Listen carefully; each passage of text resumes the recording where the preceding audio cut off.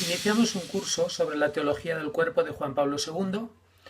En primer lugar vamos a hacer una introducción y después serán 4 sesiones para poder dar una visión global de todo el contenido de este curso. Hay que empezar diciendo que la teología del cuerpo es la aportación que, según los biógrafos, dejará más huella en el pensamiento por parte de Juan Pablo II y que George Weigel ha descrito como una bomba de relojería preparada para explotar bien entrado ya el tercer milenio. ¿De qué estamos hablando? La teología del cuerpo de Juan Pablo II es una concepción antropológica que el Papa había ido elaborando de manera personal y con un equipo de teólogos en su itinerario pastoral desde su Polonia natal. Su origen está en una inquietud de Karol Wojtyla generada por su trabajo pastoral con los jóvenes y con los matrimonios, donde quiere profundizar la dimensión antropológica y teológica del amor humano. Una vez elegido Papa, esta concepción aparece de manera detallada y original a través de las audiencias de los miércoles en el Vaticano, en el origen de su pontificado durante varios años, que va desde el año 1979 hasta el año 1984. Después, el trasfondo de esta teología del cuerpo reaparece también en la Carta Pastoral Mulieris Dignitatem de 1988, también en la Carta a las Mujeres de 1995 y después otros documentos diversos. Pero podemos decir que ya ha pasado al magisterio eclesial, donde reaparecerá de diversos modos y también donde entrará a influir en un grupo de teólogos. Este conjunto de catequesis, iniciada en el año 1979, acabada en el año 1984, por el medio está el atentado del Papa.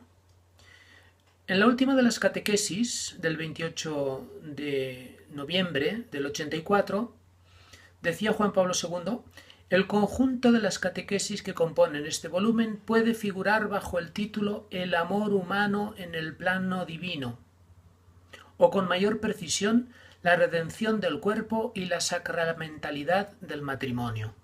Encontramos aquí, por tanto, 4 núcleos temáticos también de lo que será todo este conjunto de catequesis. Por un lado, el amor humano, el plan divino, o sea, la intención divina sobre el hombre, sobre la humanidad, etc. La redención del cuerpo y la sacramentalidad del matrimonio. Para poder situar bien la aportación y el significado de la teología del cuerpo, es conveniente hacer una introducción. Y conviene contemplar a Karol Wojtyla y su itinerario personal y cómo va a llegar a la elección de Papa, Juan Pablo II. Primero, Karol Wojtyla tuvo una formación teológica tomista cuando estaba de seminarista en el seminario de Cracovia. Él desarrolló su interés por el papel de la verdad en la transformación moral de la persona y se acercó al método fenomenológico para descubrir la persona como fuente de los valores morales. Fue profesor de ética en la Universidad de Lublin, investigando temas de antropología y moral, la acción humana, el papel de la verdad en la conciencia, el sentido del amor conyugal, etc. Fruto de ello publicó 2 obras, Amor y Responsabilidad en el año 1964 y Persona y Acción en el año 1969. La evolución del pensamiento de Karol Wojtyla parte del tomismo, avanza con la fenomenología y tiende hacia el personalismo, pero podríamos decir que no concluye del todo su itinerario. Después de analizar la persona, la estructura persona-acto, le tocaba afrontar la interpersonalidad. Pero en este momento en el que Wojtyla está desplazando su atención al tratamiento de la filosofía social, de la interpersonalidad, fue elegido en el año 1978 sumo pontífice con el nombre de Juan Pablo II, y aunque ya nunca abandonará sus inquietudes intelectuales, podemos decir que sí que tiene que abandonar en la práctica su carrera filosófica, ya no tiene tiempo para dedicarse. En cualquier caso, toda su preocupación antropológica se va a mantener a lo largo de todo su pontificado y aparece claramente pues, en su primera encíclica Redemptor Hominis, donde mostraba la preocupación fundamental sobre el hombre y su dignidad restaurada por Dios, que estaba también inspirada en Gaudium Spes 22, un documento en el cual Karol Wojtyla participó también en su elaboración, en su asistencia al Concilio Vaticano II. En ese número de la Gaudium Spes, titulado Cristo revela el hombre al hombre, podemos decir que hay una frase que puede también acompañar todo el itinerario antropológico y toda la inquietud de Juan Pablo II y su papel también como pontífice. La frase sería: el hombre es el camino primero y fundamental de la Iglesia. Redemptor Hominis número 14. También encontramos otra clave esencial. Por ejemplo, la frase la persona se realiza por el amor es también un eje central del pensamiento de Juan Pablo II, aplicado muchas veces al amor matrimonial. En primer lugar, por sus experiencias pastorales y después también por las reacciones que surgieron tras la publicación de la Humana Vitae de Pablo VI en el año 1968, un tema que siguió atentamente y con atención Juan Pablo II.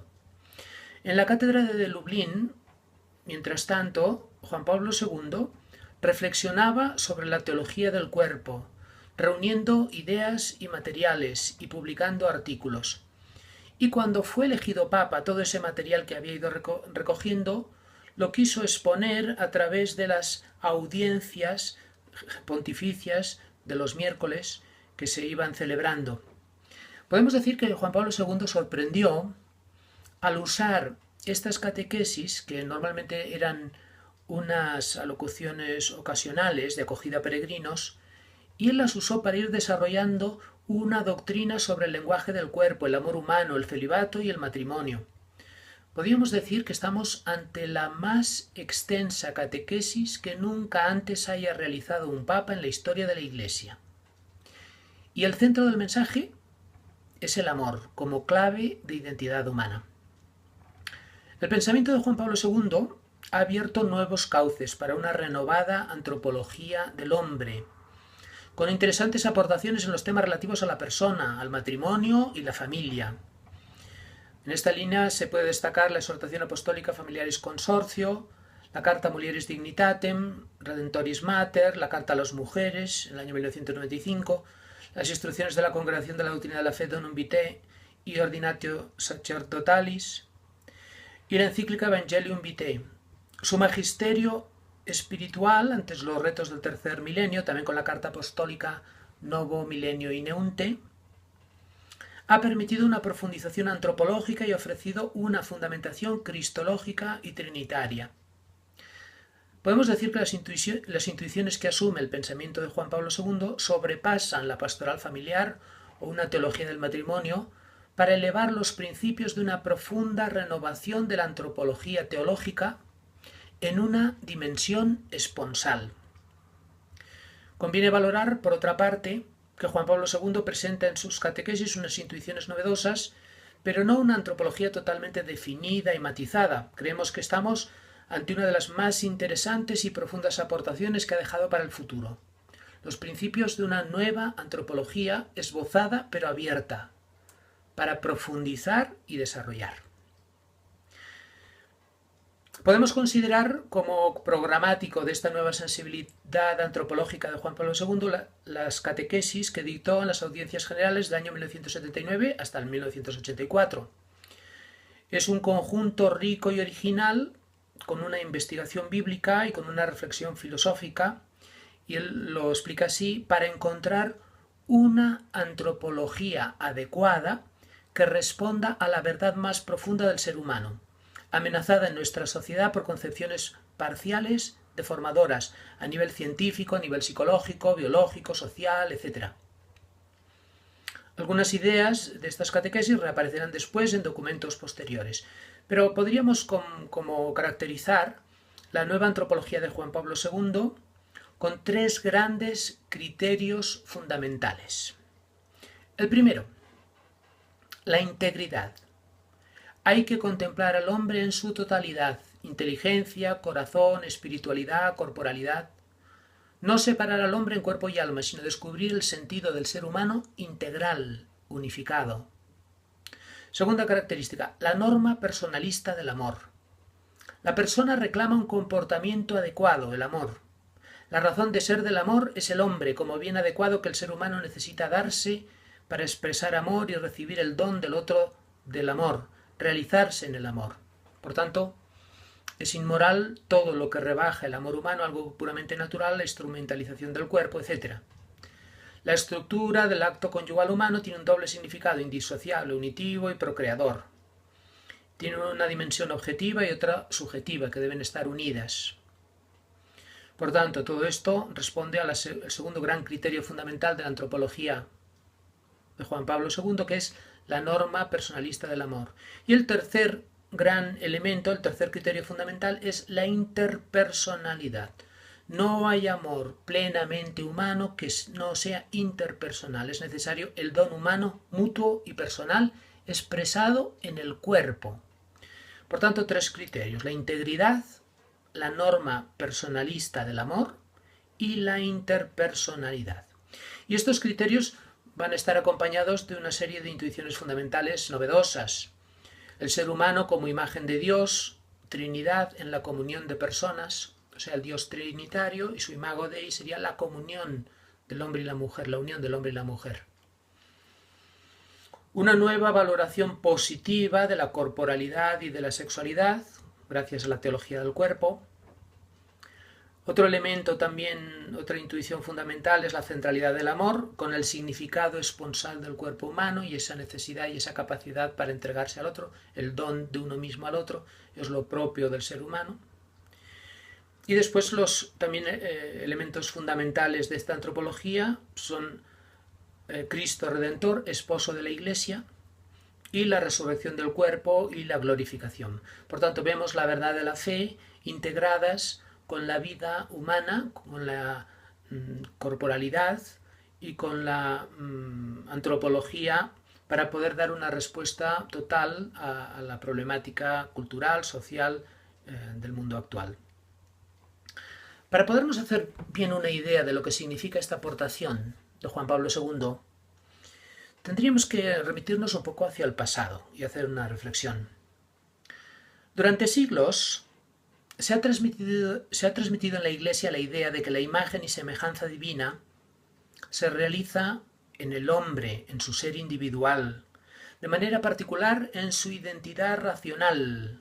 El ser humano tendría como característica propia eso.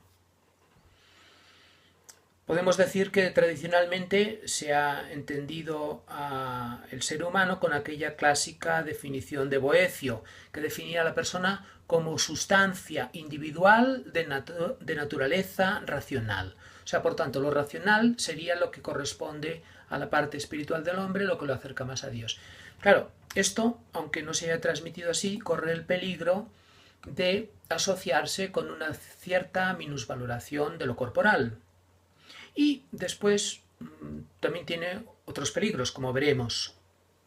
A principios del siglo XX hubo debates teológicos sobre si la relación hombre-mujer formaba parte de la imagen divina. Y se dictaminó que la Iglesia, apoyándose en la tradición, una tradición que se remontaba a Santo Tomás y a San Agustín, o sea, columnas del pensamiento de la Iglesia, ya habían definido que la imagen de Dios estaba en el hombre individual, en su naturaleza racional.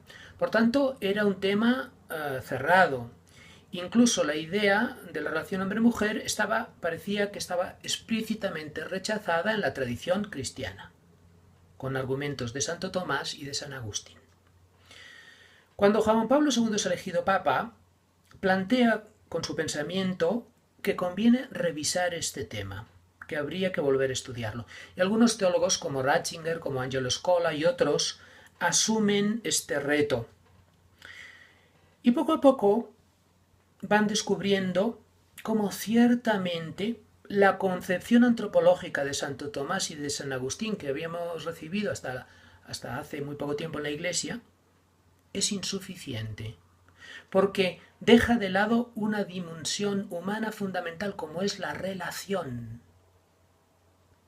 Por este motivo, se ve necesario que la relación entre a formar parte de la naturaleza del ser humano, no solamente como un atributo, como una cosa accesoria, sino como una cosa esencial. Eso lo vemos a todos los niveles, incluso psicológicamente.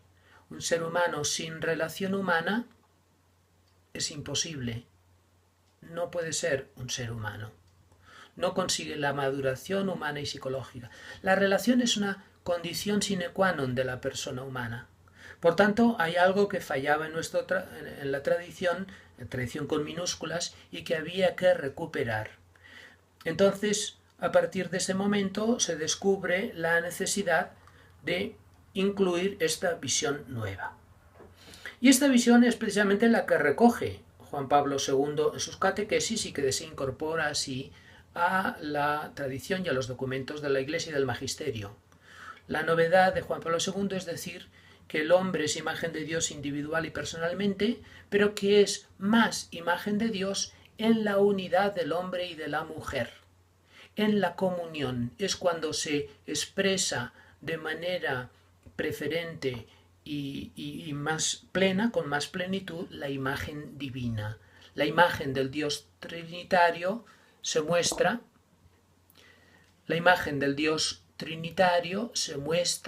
se revela en el hombre dual, en la unidad del hombre y de la mujer.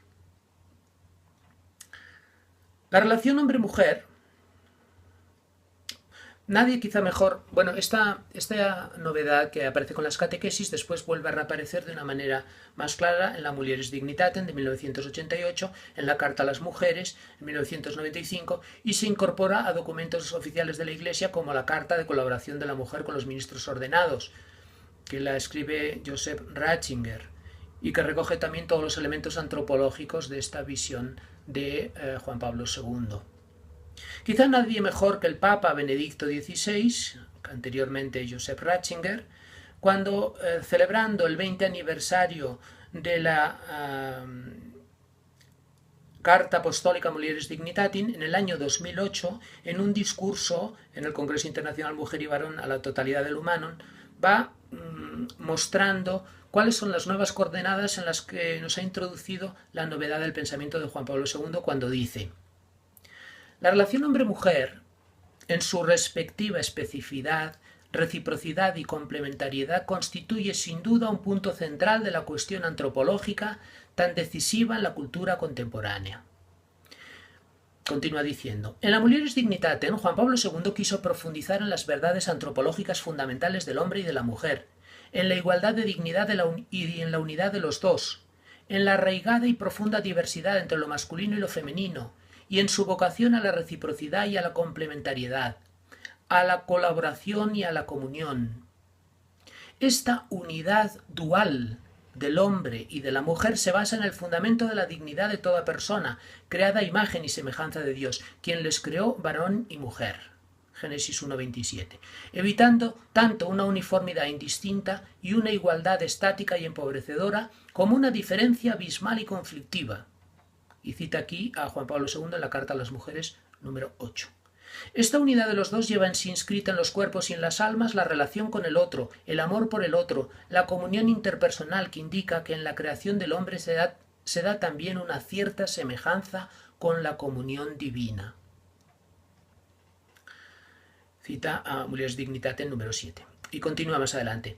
Ciertamente, se necesita una renovada investigación antropológica que, basándose en la gran tradición cristiana, incorpore los nuevos progresos de la ciencia y las nuevas sensibilidades culturales, contribuyendo de este modo a profundizar no solo en la identidad femenina, sino también en la masculina, que con frecuencia también es objeto de reflexiones parciales e ideológicas.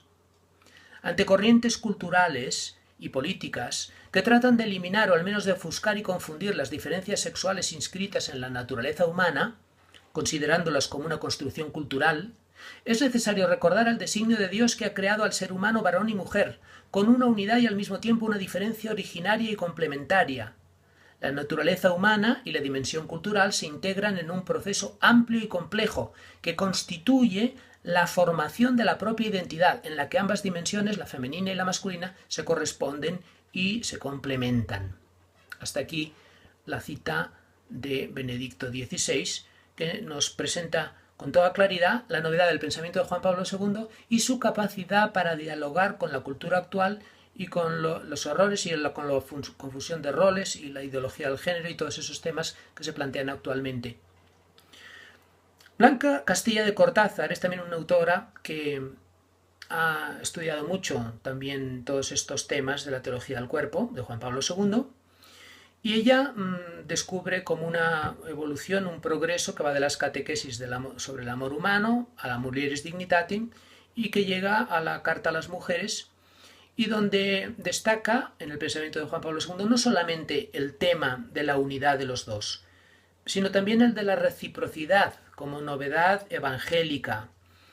Y esto lo vemos en algunos textos de la Carta a las Mujeres que ella misma recoge, y que son estos. Por ejemplo, de la Carta a las Mujeres: en la creación de la mujer está inscrito desde el inicio el principio de ayuda.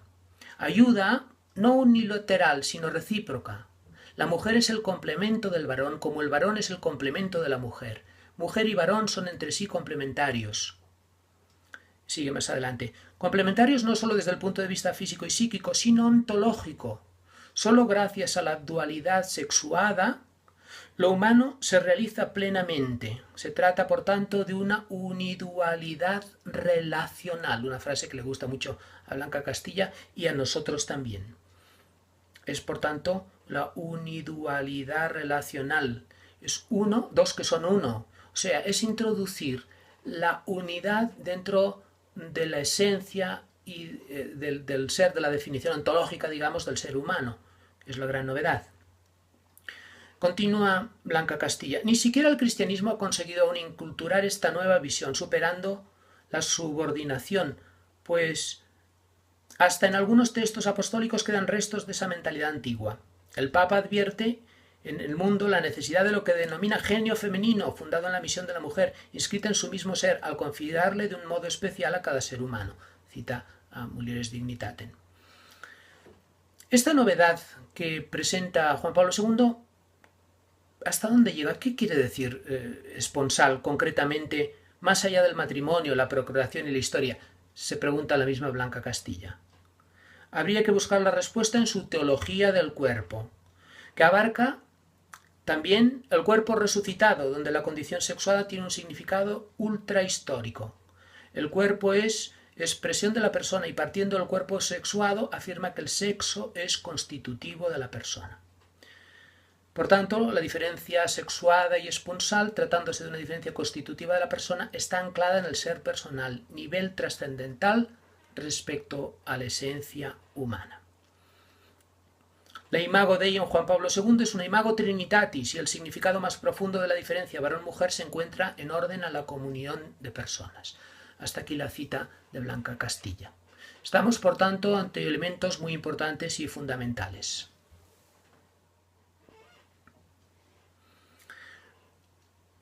En el año 1999, Stanislaw Grigel, que era uno de los profesores, filósofos, vicepresidente del Instituto Juan Pablo II de Roma, uno de aquellos profesores que habían colaborado con Juan Pablo II y que Juan Pablo II se lo llevó a Roma para también impulsar esta reflexión sobre la teología del cuerpo. En el año 1999 escribía en un artículo de Avvenire unas reflexiones que eran, en cierto sentido, provocadoras. Decía Stanislaw Grigel: fracasada la revolución sexual, ¿la Iglesia guía ahora la revolución de la sexualidad? La sociedad ha reprimido nuestra sexualidad y ha sido precisamente la Iglesia quien, al hablar de la verdad del cuerpo humano, defiende la sexualidad y su belleza. La diferencia sexual crea el espacio para la confianza total entre una persona y otra. Quien tiene miedo de entregarse totalmente al otro, tiene miedo de la sexualidad y por tanto abusa de ella, deformándose a sí mismo. El objetivo del Instituto, Juan Pablo II, consiste en estudiar la maravilla de la diferencia sexual. Esta constituye un inicio del camino en el que descubrimos la diferencia última y fundamental para el hombre, la diferencia entre Dios y la criatura.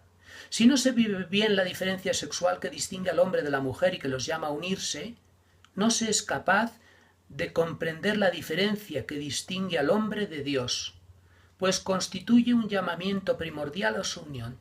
De esta manera se cae en la desesperación de una vida disoluta, separada de los demás y del otro, que es Dios. Una cita recogida de Zenit del 31 de agosto de 1999. Estamos, por tanto, con la sugerencia de este filósofo polaco, Grigiel, ante un mensaje importante. La unión del hombre y la mujer es la puerta para el conocimiento del Dios trinitario. Ciertamente estamos ante un tema profundo y con un mensaje muy rico. En esta situación, si miramos a nuestro alrededor, nos encontramos con la gran desorientación del mundo actual. La cultura occidental hace décadas que ha dado un gran giro antropológico, se ha ido alejando del teocentrismo, de la religión, ha ido entrando en la secularización. Juan Pablo II ha tenido un gran interés en iluminar y tratar las cuestiones antropológicas, también insistiendo que para una religión en la que Dios se ha hecho hombre, la encarnación, la temporalidad, la cultura son realidades muy cercanas también al mensaje que recibimos, que se nos revela y que tenemos que entregar a los demás. Pero también podemos decir que hoy nos falta una visión antropológica profunda en el pensamiento cristiano para tener la capacidad de responder a los interrogantes que hoy se nos plantean. Algunos temas como el de la libertad o como el de la sexualidad, por ejemplo, en la sociedad, en la cultura se han desbordado sin recibir la respuesta de un pensamiento cristiano integral, dialogante y que sea también que tenga la profundidad para poder responder a esos interrogantes con los valores modernos. El hombre posmoderno ha puesto en crisis el tema de la identidad social, de la identidad psíquica, de la identidad incluso somático-sexual con la teoría del género. El hombre y la mujer hoy están desorientados. Por una parte hay algunos feminismos también a veces unilaterales. Por otro lado están muchos machismos en nuestras sociedades incluso desarrolladas. En muchos ámbitos la mujer está llamada a colaborar con la sociedad, con el mundo, también en la Iglesia. Pero muchos siguen tratando a las mujeres como seres humanos de segunda, como sujetos destinados a labores de servicio asistencial o educación básica. Ciertamente, cuando nos falta una antropología integral, la discusión sobre el tema de la mujer y sobre la situación del hombre se complica y se oscurece totalmente. Es necesario que vaya entrando la novedad de descubrir que el varón y la mujer son dos rostros, dos realizaciones empíricas de lo humano. Hoy en día en nuestra sociedad se desprestigian las instituciones y las tradiciones humanas, todo se pone en duda. Con la libertad total de la sociedad secularizada cuesta mantener los valores y las costumbres tradicionales, culturales, religiosas. Y el tema de la sexualidad en ciertos ambientes es un tema tabú. Se tiende al silencio y al oscurecimiento. Y eso tiene muchos peligros, porque lo que es necesario es iluminar.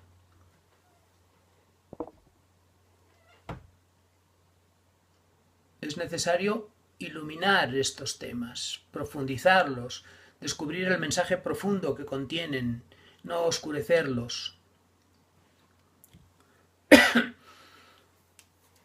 Es cierto que hay como un cierto alejamiento entre la doctrina de la moral católica en algunos temas humanos y en el tema de la sexualidad, y después la práctica, los datos del seguimiento de la moral católica de personas que se consideran cristianas. Y también, por otro lado, el rechazo de la mentalidad cristiana por opresora de parte de personas que se han formado en ambientes cristianos. Es evidente que la vida cristiana siempre tiene un elemento de interpelación, de no acomodación a la mentalidad del mundo. No se trata de contentar a todo el mundo y de ofrecer como una manga ancha. Pero también nos tendríamos que preguntar si los cristianos actuales cómo viven la moral cristiana hoy y por qué lo viven así. ¿Por qué cristianos que se consideran como tales se alejan de la doctrina de la Iglesia? Nos tendríamos que preguntar si realmente la moral auténticamente cristiana o lo que se ha recibido es esencialmente responde al centro, al núcleo del mensaje de Cristo. Y yo creo que esto es también el interés y el deseo de profundizar de las catequesis del amor humano de Juan Pablo II y la teología del cuerpo. Hay que buscar siempre la moral auténticamente cristiana y no confundirla con otros usos y costumbres que nos han podido influir en el pasado y que no provienen realmente del plan originario de Dios sobre la humanidad. En este sentido, Juan Pablo II recupera elementos que parecían condenados a un espiritualismo alienante al rechazar al maniqueísmo, al mostrar una visión positiva del cuerpo, de la sexualidad desde la intención divina y sin fijarnos exclusivamente en lo negativo o en las deformaciones. Se trata de buscar lo que Dios nos ha querido transmitir a través de Jesucristo, a la Iglesia y a la humanidad. Esa será una línea fundamental de este curso de teología del cuerpo. Cuando tenemos que defender la moral cristiana ante posiciones contrarias de nuestro mundo, necesitamos tener una antropología completa y adecuada. No se trata de limitarse a condenar los errores o defender normas e instituciones, sino de mostrar la verdad de Dios que nos ha sido revelada a la Iglesia y que la Iglesia tiene la misión de ofrecer a la humanidad como una medicina de misericordia y un bálsamo para las heridas. La teología del cuerpo, lo dijo Juan Pablo II en alguna ocasión, tiene todos los elementos necesarios para dialogar con la cultura actual y con el hombre y la mujer contemporáneos y responder a sus interrogantes. Por último, hay que tener en cuenta que la teología del cuerpo es el inicio de un camino que conviene desarrollar. Hay una teología del cuerpo que es una antropología, pero también se habla de una pedagogía del cuerpo. Las implicaciones de esta nueva visión son inmensas y dependen del alcance de nuestra propia vista. Llegan hasta donde podamos mirar.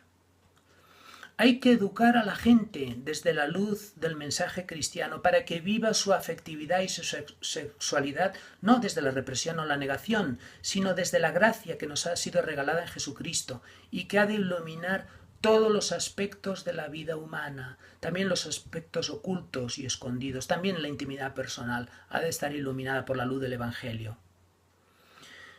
Hay que enseñar la vida cristiana como un camino de vida integral que asume todo lo humano, purificándolo y llevándolo hacia la intención de Dios.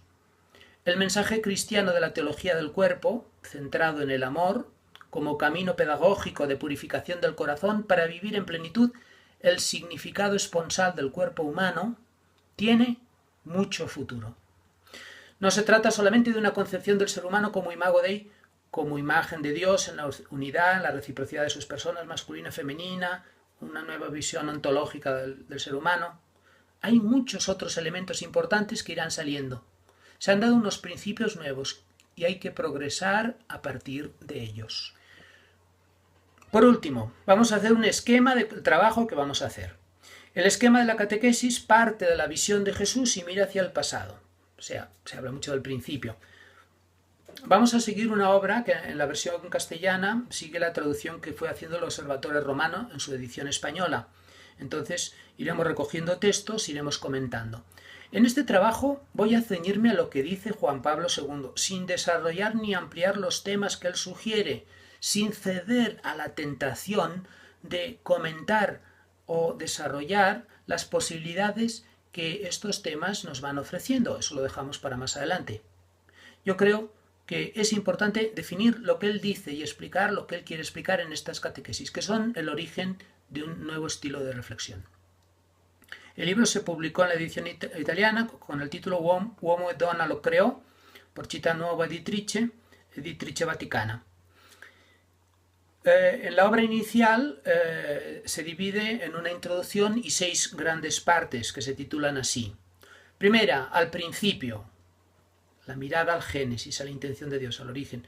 Segunda, la purificación del corazón, el trabajo que Dios hace en las personas para que puedan alcanzar y llegar a la intención de Dios a través de los méritos de Jesucristo. Tercera, la resurrección de la carne, una mirada hacia el futuro del hombre glorificado, del cuerpo glorificado, gracias por los méritos de la resurrección de Jesucristo. Cuarto, la virginidad cristiana. Quinto, el sacramento del matrimonio. Y sexto, amor y fecundidad. Por tanto, al principio vemos como un recorrido espiritual del origen a la purificación del hombre que está en pecado, para que se vaya acercando al plan de Dios, la resurrección de la carne, el plan final, la virginidad cristiana como una vocación específica en la Iglesia y que tiene un mensaje importante para toda la Iglesia, el sacramento del matrimonio también en toda su riqueza y profundidad, también como expresión de ese significado esponsal del cuerpo humano y como visibilización para toda la Iglesia, y el amor y fecundidad, el último capítulo, que es una reflexión también en torno a la encíclica Humanae Vitae, y haciendo como una profundización del sentido de este escrito. En cuanto a estas catequesis, hemos citado los capítulos, pero la forma de trabajarlos es una forma particular. Juan Pablo II parte de una serie de textos bíblicos que son esenciales. Sobre todo hay 3 grandes coloquios de Jesús sobre 3 temas relativos a la relación hombre-mujer de diversas maneras. El primero es sobre el divorcio, un diálogo con los fariseos, con los saduceos, después sobre el adulterio y la pureza de corazón, y después sobre la resurrección. Juan Pablo II elige 3 coloquios de Jesús con enemigos o personas que le contradicen, o a veces con sus discípulos, y de ellos va deduciendo todos los elementos fundamentales, esenciales, de la teología del cuerpo. Después, aparte de estos grandes temas o grandes palabras, como él mismo define, palabras esenciales y constitutivas para la teología del cuerpo, hay también otros textos importantes que va a ir usando Juan Pablo II, como Efesios 5, que habla del Mysterium Magnum, lo digo en cuanto a Cristo y a la Iglesia, el amor esponsal de Cristo y la Iglesia, como clave fundamental de la revelación y también del significado esponsal del cuerpo humano. Después hay una serie de textos joánicos y paulinos, y también hay una referencia al Cantar de los Cantares y al libro de Tobías. Son los grandes textos bíblicos que va a usar para ir desarrollando este pensamiento suyo. Y en el esquema de pensamiento podemos decir que la referencia fundamental de la que parte Juan Pablo II es el pensamiento de Jesús. Pero el pensamiento de Jesús, que ya cuando en un primer momento le van a preguntar a Jesús sobre el divorcio, Jesús responde diciendo: al principio no fue así. Esa misma referencia que Jesús hace al libro del Génesis, a la intención original de Dios, va a resultar una línea fundamental del esquema de pensamiento de este libro. O sea, Jesús nos hace mirar hacia la idea original de Dios. Y por eso hay que profundizar en ello. No porque sea una realidad a la cual podemos volver, porque el paraíso ya se cerró el paso y no se puede volver, sino porque allí encontramos una reflexión profunda sobre lo que Dios quiere para la humanidad, que después se va a realizar, pero se va a realizar de otra manera, por los méritos de Jesucristo. Lo que se va a realizar va a ser superior a lo que había en el origen, pero no es volver al origen, es otra realidad distinta. Entonces, las 3 grandes referencias son el origen, o sea, la situación del hombre actual, que es el hombre en pecado, el hombre de la concupiscencia, y después el hombre resucitado, el cuerpo resucitado, que es otro de los grandes coloquios que introducen los saduceos, que hablan del tema del levirato y preguntan a una mujer casada con varios hombres con cuál de ellos estará en la otra vida.